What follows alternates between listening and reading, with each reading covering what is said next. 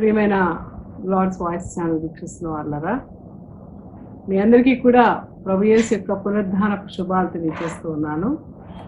I wish you the great victorious power of resurrection should dwell with you and should dwell in you and should dwell in your families, so that you can be a victorious people for Jesus Christ on this world.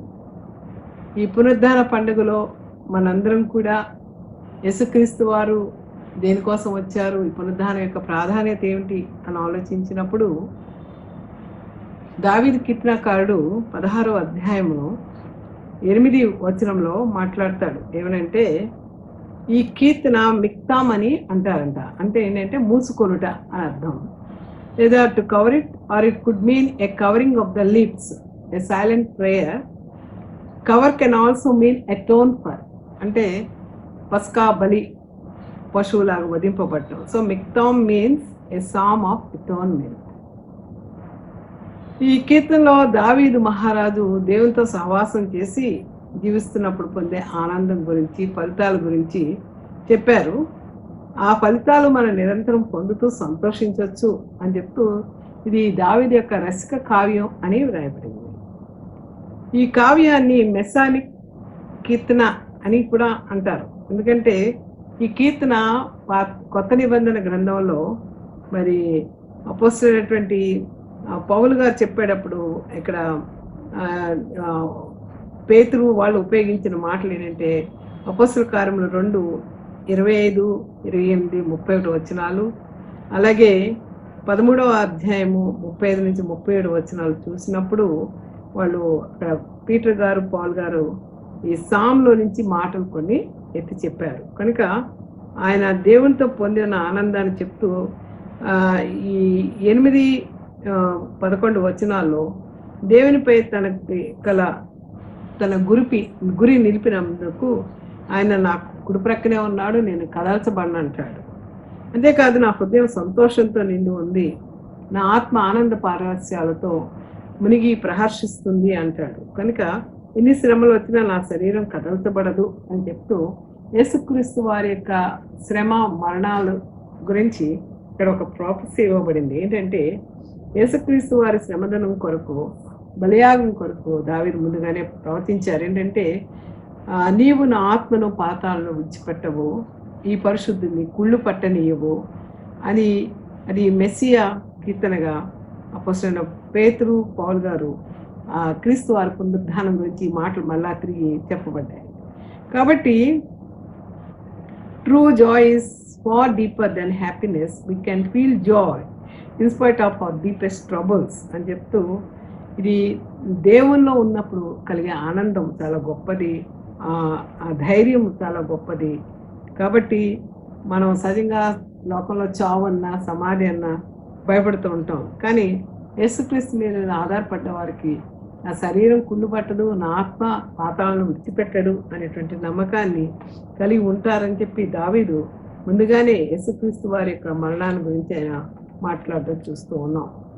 మరి అపోస్తలుడైన పౌలు తాను యేసుక్రీస్తు వారు బతుకున్న దినాల్లో ఆయనతో అనుభవం లేదు, కానీ ఆయన చనిపోయిన తర్వాత ఆయన్ని అనుసరించిన క్రైస్తవులకు అనేకమైన శ్రమలు చేస్తూ వారి నుంచి వారిని శ్రమ పడుతూ వెళ్తూ ఉన్నప్పుడు మరి యేసుక్రీస్తు వారు నీవు హింసించున్న యేసు నేనే అని చెప్పి ఎన్కౌంటర్ చేసినప్పుడు సౌలు పౌలుగా మారిపోవటం మనం గమనిస్తాం. కనుక అటువంటి యేసుక్రీస్తు వారి స్వరూపాన్ని చూచి యేసుక్రీస్తు వారు నిజంగా పునరుద్ధాన శక్తిమంతుడై పునరుద్ధాన విజయశీలుడై ఆయన లేచాడని నమ్మాడు. కాబట్టి ఆ సత్యాన్ని గ్రహించిన సత్యం యేసే క్రీస్తు అని చెప్తూ యేసుక్రీస్తు వారు నిజంగానే 3వ దినమున తిరిగి ఆయన లేచారు. ఆయన సమాధిలో ఉన్నప్పుడు చెరగా పాతాళంలో ఉన్న ఆత్మలన్నింటినీ కూడా ఆ పాత నిబంధన కాలం నాటి ప్రవక్తల హతసాక్షుల యొక్క ఆత్మలన్నింటినీ కూడా ఆయన పైకి తీసుకెళ్ళిపోతూ లోకంలో ఉన్న మనకి ఈవెలు, సంతోషకరమైన ఈవెలు ఇచ్చారని చెప్తారన్నమాట. కాబట్టి ఆయన కొరింథీయులకు రాసినటువంటి సంఘంలో రాసినటువంటి మొదటి పత్రికలో 15వ అధ్యాయం 12 నుంచి 20 వచనాలు చూస్తే ఈ రిజరెక్షన్ అనే దాని గురించి మనం వింటాం. రిజరెక్షన్ అనేది ఎలా జరిగింది అని కనుక చెప్తే ఆయన ఏమంటున్నారంటే, మరి నేను మీకు ఒక సత్యాన్ని చెప్తూ ఉన్నాను. నాకు ఇయ్యబడినటువంటి ఉపదేశమును మూట మీకు అప్పగించుతున్నది ఏమనగా, లేఖనముల ప్రకారము క్రీస్తు మన పాపముల నిమిత్తము మృతి పొందెను, సమాధి చేయబడెను, లేఖనముల ప్రకారము 3వ దినమున లేపబడెను అని చెప్తూ ఆయన కేఫాకి 12 తర్వాత, అంటే 12 అంటే 11 మంది వారికి కనబడ్డారు ఆయన. అంటే ఆ తర్వాత యూదా స్థానంలో ఒక అతన్ని ఎన్నుకుంటాం, వీళ్ళందరికీ ఆయన కనబడి ఒక రోజు అయితే 500 కంటే ఎక్కువైన సహోదరులకు ఒక సమయం అండి ఈయన కనబడ్డారు.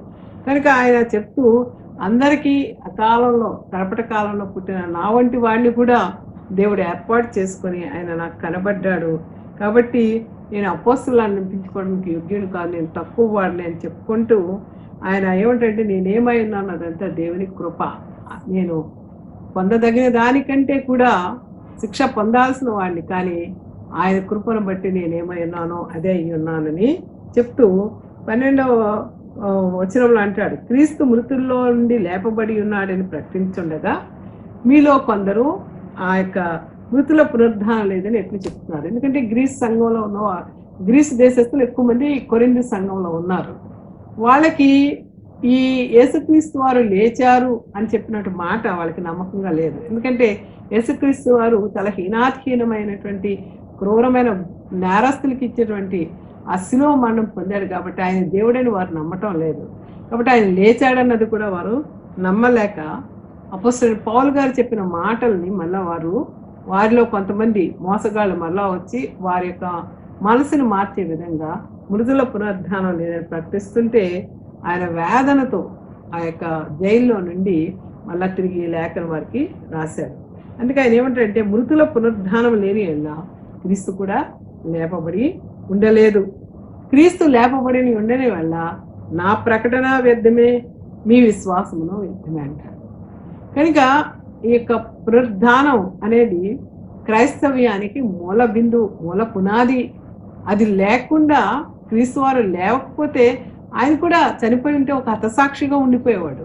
ఆయన చనిపోయిన తర్వాత ఆయన చెప్పినట్టుగా శిష్యులకు 3 సార్లు చెప్తాడు, ఇదిగో నేను త్వరలో హింసలు పొందబోతున్నాను, శ్రమలు పొందబోతున్నాను, నాకు శిలువ మరణం ఇస్తారు, ఆ తర్వాత నేను 3వ దినాన్ని తిరిగి లేస్తాను, నేను 3వ దినాన్ని యెరూషలేము దేవాలయం పడగొట్టి మళ్ళా కడతాను అని తన దేవాలయం, తన శరీరం అనే దేవాలయం గురించి ఆయన మాట్లాడిన మాటలు ఆనాటి కాలంలో ఉన్న వాళ్ళకి అర్థం కాలేదు. కనుక అపోస్తలుడైన పౌలు ఏమంటాడంటే, నేను ఆయన చూశాను, స్వయంగా ఆయన అనుభవించాను, ఆయన మాటలు విన్నాను, కనుక నేను చెప్తున్నది సత్యం. ఆయన లేచాడు, ఆయన లేచి ఆయన మనకి నిత్యత్వం ఇవ్వడానికి కోసం ఆయన ఈ లోకంలో నుంచి తిరిగి తండ్రి దగ్గరికి వెళ్ళి మనందరి కోసం విజ్ఞాపన చేస్తున్నాడని చెప్తూ, మృతుల పునరుద్ధానం ఉందని నేను చెప్తుంటే లేదని మిమ్మల్ని మిస్గైడ్ చేస్తున్న వాళ్ళు, ఆ ప్రకటన చాలా వ్యర్థమైనటువంటి ప్రకటన అని చెప్తూ ఆయన ఏమంటున్నాడంటే, క్రీస్తు దేవుడు లేపాడని ఆయన గురించి మేము ఇచ్చే సాక్ష్యము సత్యం అని చెప్తూ,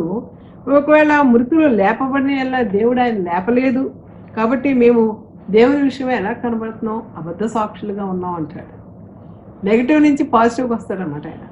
ఒకవేళ దేవుడే లేవలేకపోతే మీ విశ్వాసం వ్యర్థమే, మా ప్రకటన వ్యర్థమే, ప్రకటించిన మా సాక్ష్యం కూడా వ్యర్థమే అంటున్నాడు. మృతులు లేపబడిన క్రీస్తు కూడా లేపబడలేదు, అలాగా మీ విశ్వాసం కూడా వ్యర్థమే.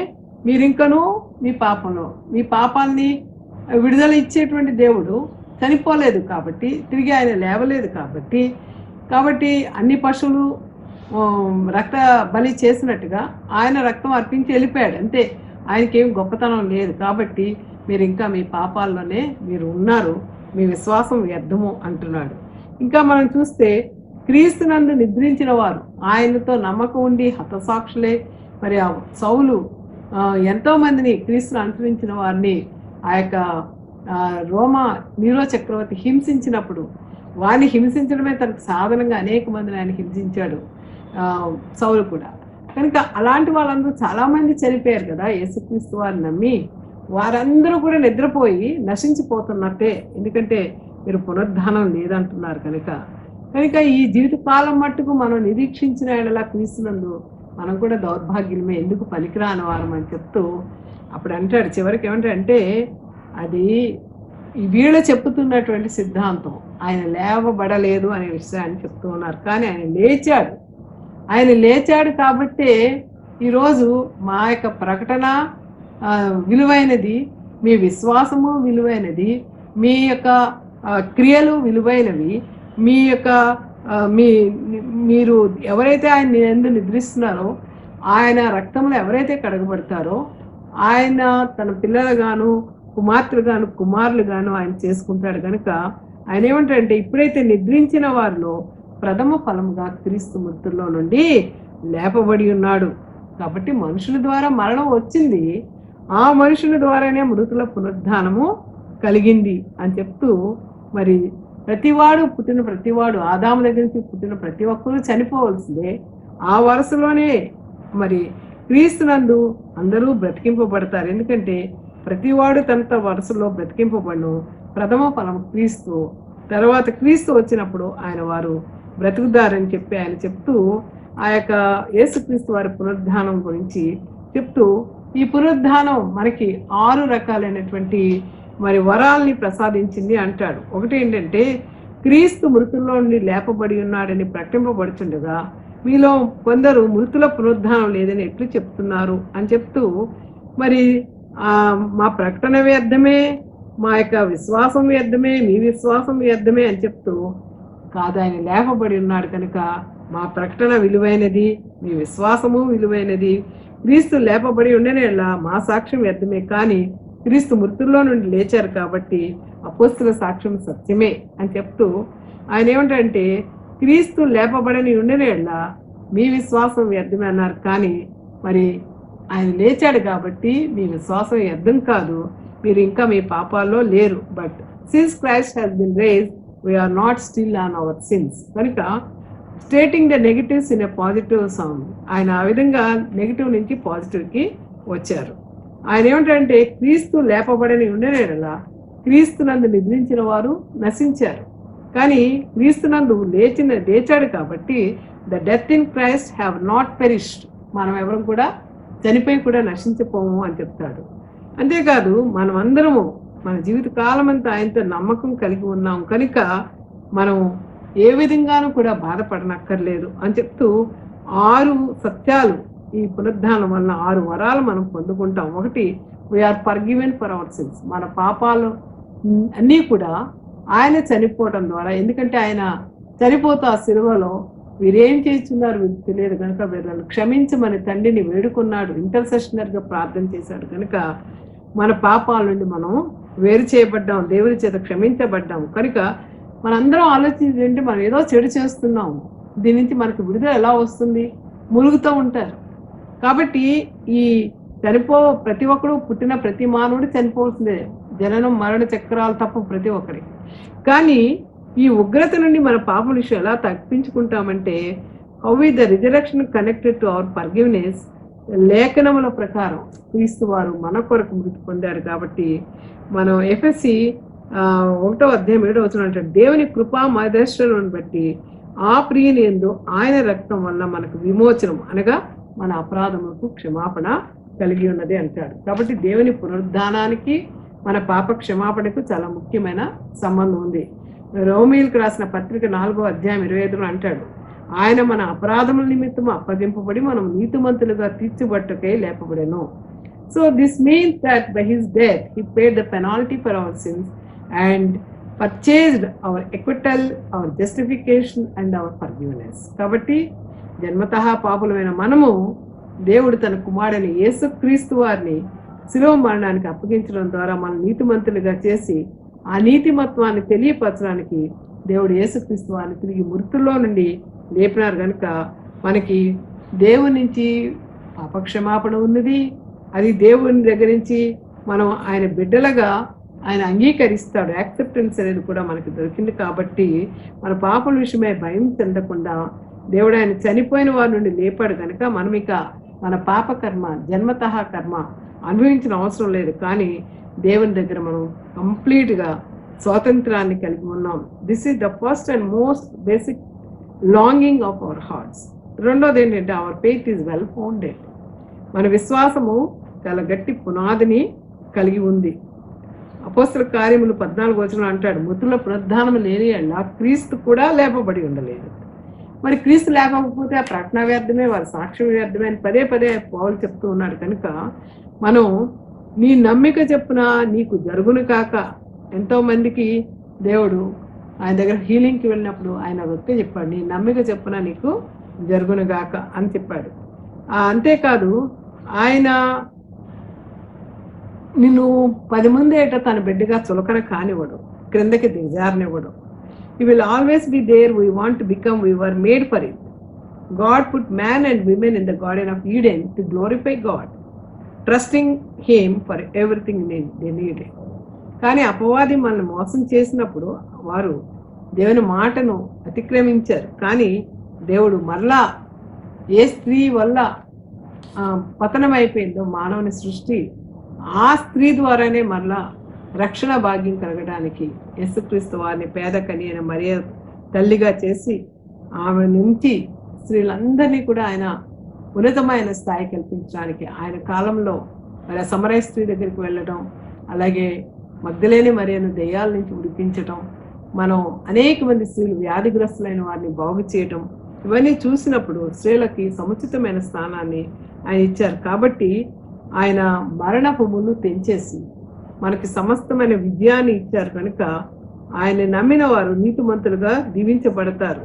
So Jesus is alive to be trusted. గలతీ 2:20 అంటాడు, నేను క్రీస్తుతో కూడా సిలువ వేయబడి ఉన్నాను, ఇకను జీవించువాడను నేను కాను అని అపోస్తలుడైన పౌలు అంటాడు. క్రీస్తే నా యందు జీవించున్నాడు, నేను ఇప్పుడు శరీరమందు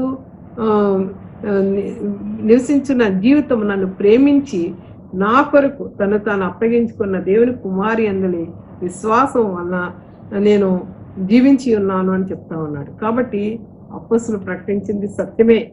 కనుక ఈ సత్యం అనేది మొత్తం అబ్సల్యూట్ ట్రూతా అవునా కాదా అంటే, ఇవాళ నిజమైంది రేపు తప్ప అంటున్నారు, ఇవాళ సత్యం అన్నదే రేపు అబద్ధం అంటున్నారు.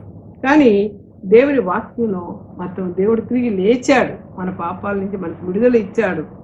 అనగా మానవ సమాజం నిత్యము సత్యాన్వేషణ చేస్తూ ఉంటుంది. కనుక యేసుక్రీస్తు వారు ఈ లోకానికి వచ్చినప్పుడు నేనే మార్గం సత్యం జీవం అని చెప్పారు. కాబట్టి ఆయన చనిపోయిన వారికి తీర్పుస్తానని చెప్పారు. ఎందుకంటే యేసుక్రీస్తు వారు సత్యమై ఉన్నారు కాబట్టి వారు దేవుని పునరుద్ధానం సత్యమని చెప్పినప్పుడు ఆయనకు అధికారం కలదు. కనుక క్రీస్తు వారి యొక్క అధికారాన్ని బట్టి మనం 4-5 అంశాలు కనుక పరిశీలిస్తే దాన్ని బట్టి మనం అతిశయించవచ్చు, దాన్ని మనం పొందుకోవడానికి ఆశ కలిగి ఉండటంలో తప్పులేదు. ఎందుకంటే ఈ లోకంలో మనం మరి యేసు ప్రభువు వారు మనకి లేకపోతే మనకి మరో జన్మ లేదు, మనకి మోక్షం లేదు, నిత్యత్వం లేదు.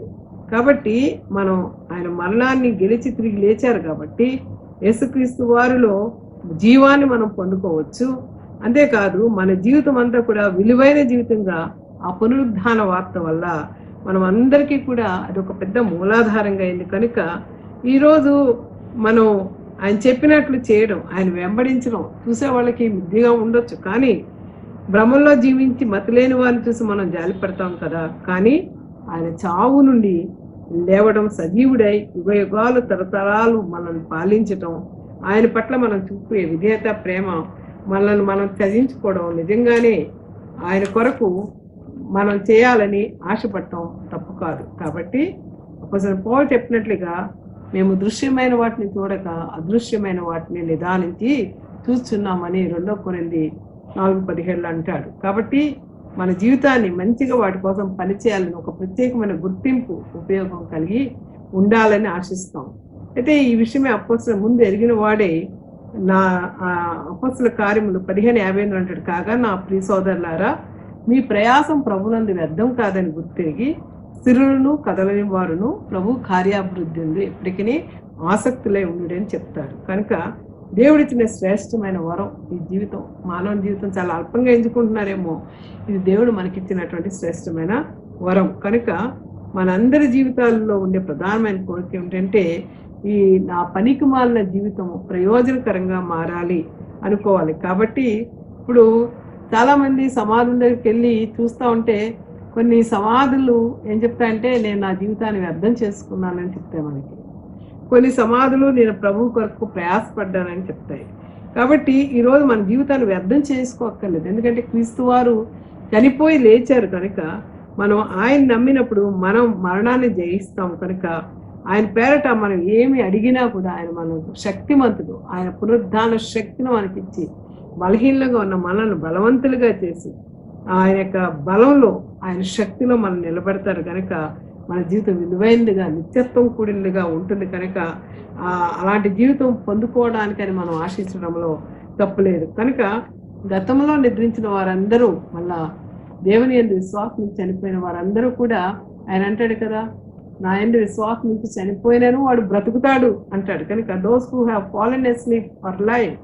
కాబట్టి చివరికి యేసుక్రీస్తు వారి పునరుద్ధానం ఇస్తున్న గొప్ప లాభం ఏంటంటే ఎవరైతే క్రీస్తునందు విశ్వసించారో వారందరూ మళ్ళా తిరిగి బ్రతికి దేవునితో మరి సంతోషించేటువంటి అనుభవాల్లోనికి వారు వెళ్తారు. కనుక నిద్రించిన వారు తిరిగి లేస్తారు, వారు నిత్య తీర్పుకు వెళ్ళరు, వారు నశించరు, ఒక విధంగా సంతోషంగా శాశ్వతమైన ఆనందంతో వారు జీవిస్తారు. కాబట్టి ప్రపంచానికి అన్నిటికంటే గొప్ప శుభవార్త ఏంటంటే యేసుక్రీస్తు వారి పునరుద్ధాన విజయం.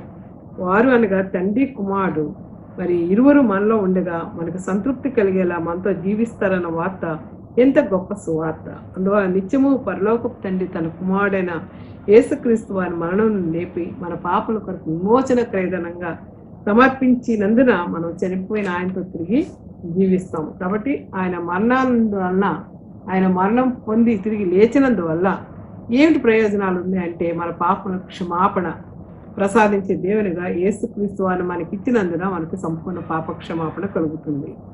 మన కష్టకాలంలో నమ్మదగిన స్నేహితునిగా పరిగణించుటకు తండ్రి అయిన దేవుడు తన కుమారుడైన క్రీస్తులో మహిమపరచబడ్డాడు. శాశ్వతమైన నీతి సత్యశాపనకు ఎన్నడూ మారని సత్యవంతుడైన యేసుక్రీస్తు వారిచే మనకి నడిపించి మనల్ని కూడా నీతిమంతులుగాను సత్యవంతులుగాను ఆయన చేస్తాడు.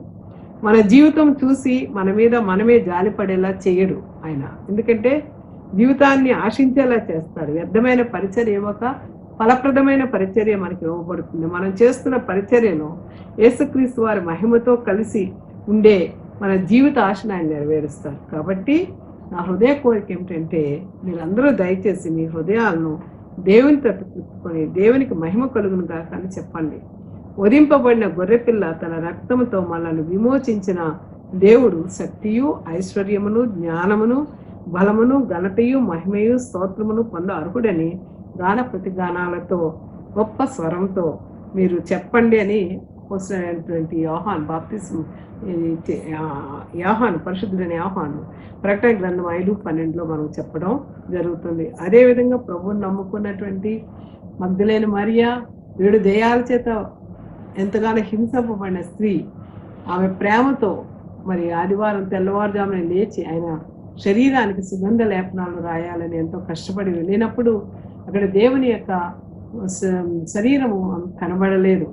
అయితే అక్కడ ఆమె చాలా దుఃఖంతో లోపలికి వెళ్ళి చూసినప్పుడు అక్కడ దేవుని దూతలు తల దగ్గర ఒకరు కాళ్ళ దగ్గర ఒకరు ఉండి మరి ఆయన ఇక్కడ లేడు, సజీవుడైన వారిని మృతుల్లో మీరు ఎందుకు చూస్తున్నారు, మీరు వచ్చి ఆయన నిద్రించిన ప్లేస్ చూడండి అని చెప్పి ఈ వార్తను ఆయన శిష్యులకు తెలియచేయండి అని దేవదూతల ద్వారా దేవుడు మాట్లాడినప్పుడు ఆమె పేతురు దగ్గరికి యోహాను దగ్గరికి వెళ్తుంది. వాళ్ళకి ఈ విషయం చెప్తుంది.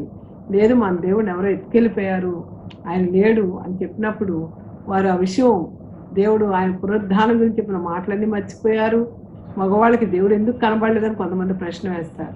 మగవాళ్ళు అప్పటికే దేవుని శిష్యులు అందరూ భయంతో ఈ యొక్క శిలువ మరణంతో ఎక్కడెక్కడికో లోపల దాక్కున్నారు. వాళ్ళు వచ్చి సాక్ష్యం చెప్పిన నమ్మరు కనుక దేవుడు స్త్రీలను ప్రేరేపించాడు. మగ్దలేని మరియా ఆయన ఎంతగా ప్రేమించిందో, ఎంతగా ఆయన ఆరాధించిందో ఆ ఆరాధనకు తగ్గట్టుగా ఆమెకు మొట్టమొదటిసారిగా ఆయన పునరుద్ధాన శక్తిమంతుడిగా పునరుద్ధాన విజయశీలుడిగా ఆమె కనబడి ఆయన మరి అక్కడ ఆ యొక్క సమాధి తోటలో ఉన్నప్పుడు ఆమె దుఃఖం చేత కళ్ళన్నీ నిండిపోయినప్పుడు అక్కడ తోటమాల అనుకుని అడుగుతా ఉంది. ఏమనంటే, అయ్యా మరి నా యొక్క బోధకుని శరీరాన్ని ఎవరైనా తీసుకెళ్ళిపోయావా, ఎక్కడైనా పెట్టావా చెప్పు, నేను తీసుకెళ్తాను, నా ఇంటికి మోసుకెళ్తాను అంటుంది. ఎంత గొప్ప అనుబంధం. ఆమె ఎలా చెప్తుందంటే ప్రభు అని మోయగలదు ఒక స్త్రీ, కానీ ఆమె మోస్తానంటుంది. నేను పట్టుకెళ్ళిపోతాను, నువ్వు ఎక్కడ పెట్టావు అని కావలవారేమో అనుకుని తోటమాలనుకుని అతన్ని అడుగుతా ఉంది. ఆమె భక్తి సమర్పణలకి యేసుక్రీస్తు వారు ఇంకా మహిమ శరీరం దాల్చక ముందే భక్తుని యొక్క భక్తి తత్వంలో ఉన్న నిజమైన ఆరాధన చూసి తను తాను సంధాయించుకొని ఆయనే చివరికి ఆమెను పేరు పెట్టి మరియా అని స్వీట్గా పిలిచినప్పుడు మరియా వెంటనే గుర్తుపట్టింది. ఆ స్వరం తనకు బాగా తెలిసిన స్వరము. ఎవరంటే యేసుక్రీస్తు వారు రబ్బూని అని చెప్పి ఆయన కాళ్ళు పట్టుకున్నప్పుడు ఆమెను మరి ఎంతగానో దేవుడు ఆమెను ఆశీర్వదించి, నువ్వు నన్ను పట్టుకోవద్దు, ఎందుకంటే నేను ఇంకా నా తండ్రి దగ్గరికి ఎక్కిపోలేదు కనుక మరి నువ్వు వెళ్ళి నేను లేచి ఉన్నానన్న వార్త దుఃఖముక్కలై ఎక్కడో ఉన్నటువంటి నా శిష్యులైన పేతురికి, ఆయన పేతురు పేరు చెప్తారు, నా పేతురికి నా శిష్యులకి తెలియచేయి, ఎందుకంటే వాళ్ళు మళ్ళా తిరిగి కట్టాలి, ఈ రాజ్యాన్ని విస్తరింప చేయాలి, వాళ్ళు బలపరిచి వెళ్ళి నేను లేచానని చెప్పు ఆ వార్త. అంతేకాదు నేను లేచాను, నేను మరి నా తండ్రి దగ్గరికి వెళ్తున్నాను, వాళ్ళకి ఏం సమాధానం చెప్తామంటే ఆయన ఒక మాట చెప్తారు. మనం చూసినట్టయితే యోహాను సువార్తలో చివరిలో ఆయన ఏమంటారంటే, ఆమె ఈ మాట చెప్పి వెనుకతట తిరిగి యేసు నిలిచి ఉంటే చూసినప్పుడు ఆమె ఏడుస్తుంటే, ఎందుకు ఏడుస్తున్నావు అంటే ఆమె అంటది, ఆయన్ను మోసుకొని పోయిన ఆయన ఎక్కడి నుంచో చెప్పమంటే ఆమె అంటది, మరి ఆయన వెంటనే తట్టుకోలేని భక్తుడు నిజంగా ఆరాధిస్తే దేవుడు తట్టుకోలేడండి, ఆ సింహాసనం వదిలి కిందకు వచ్చేస్తారు. అందుకే ఆయన వచ్చేసి మరియా అని పిలిచినప్పుడు ఆమె ఏమంటుందంటే, మరి రబ్బూని అని ఆమె ఏమంటుందంటే యేసుతో ఆమెతో యేసు ప్రభు అంటున్నారు, నేను ఇంకా తండ్రి వద్దకు ఎక్కిపోలేదు కనుక నన్ను ముట్టుకొనవద్దు, అయితే నా సహోదరుల వద్దకు వెళ్ళి నా తండ్రియు మీ తండ్రి, నా దేవుడును మీ దేవుడినైనా వాని వద్దకు ఎక్కిపోవచ్చున్నానని వారితో చెప్పాను. ఎంత గొప్ప రిలేషన్ అండి. యేసు ప్రభు వారు చనిపోతూ మానవునికి దేవునికి మధ్య ఉన్న అడ్డు తెరని తొలగించారు. ఆయన చనిపోగానే యెరూషలేము దేవాలయంలో ఉన్న పెద్ద తెర పైనుండి కిందకి 2 ముక్కలు అయిపోయింది. కింద నుంచి అయితే మనం కట్ చేసా ఉంటారు, పైనుంచి పోయింది, అంటే అడ్డుని తీసివేశాడు. అలాగే ఇప్పుడు ఆయన ఏమంటాడంటే, నేను తండ్రి దగ్గరికి వెళ్తున్నానని నా యొక్క శిష్యులకు చెప్పు, ఏమంటావంటే నీ తండ్రి నా తండ్రి, నీ దేవుడు నా దేవుడని మనకి ఆయనకి కరెక్ట్ రిలేషన్, డైరెక్ట్ రిలేషన్షిప్ గురించి చెప్తా ఉన్నాడు. కనుక మరి ఆ సంతోషకరమైన వార్తను విని ఏం చెప్తుందంటే ఒక మాట చెప్తుంది, నేను ప్రభువును చూచి తిని ఆయన నాతో ఈ మాటలు చెప్పాను. అనుభవం నీకు నాకున్న సోదరి, ప్రభుని ఎప్పుడైనా చూసావా? ఆమె ఏడ్చి చూసి దేవదూతలను చూసింది, దేవదూతలతో మాట్లాడింది, దేవుని శిష్యులు దుఃఖములో వేదనలు ఉంటే వారిని ఓదార్చింది. ఈ యొక్క పునరుద్ధాన వార్తను ఒక షాకింగ్ న్యూస్ లాగా, షాక్ ఎలా కొడుతుంది, ఎక్కడో స్విచ్ ఉంటుంది, మనం వైర్ పట్టుకుంటే వాళ్ళని ఎక్కడికో ఈడ్చుకెళ్ళిపోద్ది, అంత ఫాస్ట్గా ఆమె పరిగెత్తుకుని తెల్లారి ఆమె వెళ్ళి ఆ వార్త ఆయన శిష్యులకు తెలియజేసింది. కనుక ఆమె ఒకే మాట అంటుంది, నేను ఆయనతో మాట్లాడి తిని ఆయన నాతో, నేను ప్రభువుని చూసి తిని ఆయన నాతో ఈ మాట చెప్పారు. అది ఎంటీ టు ఖాళీ సమాధి, కానీ అక్కడ ప్రభువారు లేరు, ఆయన లేచి ఉన్నారు, మీరు వెళ్ళండి అని ఒక గొప్ప పునరుద్ధాన వార్తను ప్రకటించే మొట్టమొదటి స్త్రీగా ఆమెకు దేవుడు గొప్ప భాగ్యాన్ని కలుగజేశాడు. కనుక మనం నేర్చుకోవాల్సిందంటే పునరుద్ధాన శక్తి ఇప్పుడే దేవుడు నీకు ఇస్తున్నప్పుడు, నీలో ఉన్న బలహీనతలు, నీలో ఉన్న వేదనలు, నీలో ఉన్న సమస్యల నుంచి సమాధానం ఇచ్చే ఆ పునరుద్ధాన శక్తిని నువ్వు పొందుకున్నట్టయితే, యేసు ప్రభువాన్ని నీ సొంత రక్షకునిగా అంగీకరించినట్టయితే నీకున్న వేదనలన్నీ మటుమా అయిపోతాయి. తండ్రితో నీ సంబంధాన్ని కలిగి రాబోయే దినాల్లో సంతోషంగా నిత్యత్వంలో బ్రతుకుంటే ఇక్కడ దేవునితో, లేకపోతే పరలోకంలో తండ్రితో ఆనందించే యోగ్యత దేవుడు మీకు ఇస్తారని, ఈ పునరుద్ధాన శుభాలతో మిమ్మల్ని, మీ గృహాలని, మీ ఇంటిని, మీకు కలిగిన వారందరినీ కూడా దేవుడు బహుగా ఆశీర్వదించాలని ప్రార్థిస్తూ, ఆత్మ చెప్పుచున్న వాళ్ళు చెవిన ప్రతి వారు వినాలని కోరుకుంటూ సెలవు తీసుకుంటున్నాను. పునరుద్ధాన శుభాలు మీ అందరికీ కలుగునుగాక. ప్రార్థన. స్తోత్రం ప్రభువా, గత పునరుద్ధాన పండుగ నుంచి ఇంతవరకు మమ్మల్ని కాచి కాపాడి ఈ పునరుద్ధాన పండుగలో ప్రవేశపెట్టావు తండ్రి. నిజమే, మగ్దలేని మరియ నిన్ను ఎంతగా ప్రేమించిందో ప్రభువా, నేను ప్రేమించిన శిష్యులు పారిపోయారు, కానీ ఆమె అయితే నేను వెతుక్కొని వచ్చినప్పుడు నీతో మాట్లాడగలిగిన భాగ్యం, దేవదూతులతో మాట్లాడే భాగ్యం నువ్వు ఇచ్చిన మిషన్ ప్రభా, సర్వ సృష్టికి వెళ్ళి ఉదిగంతాలకు వెళ్ళి దేవుని యొక్క సువార్తను చాటించమని చెప్పిన రక్షణ సువార్తను పట్టుకున్నాం పరిగెత్తుకుని వెళ్ళిందండి. ఆ విధంగా మేమందరం వింటున్న మేమందరం కూడా స్త్రీలముగా పురుషులంగా అటువంటి బాధ్యతను కలిగి నీ రాజ్య సువార్తలో విస్తరణలో పాలు పంపులు తీసుకునే భాగ్యం దయచేయమని, ప్రతి కుటుంబాన్ని మీ పునరుద్ధాన శుభాలతో బలపరచమని, సర్వశక్తిమంతుడును నిత్య దేవుడును పునరుద్ధాన జయశీలుడైన దేవాన్ని నామం పేరట మిక్కిలి వినయముగా బ్రతిమలాడి వేడుకొంచున్నాం తండ్రి. ఆమేన్. God bless you.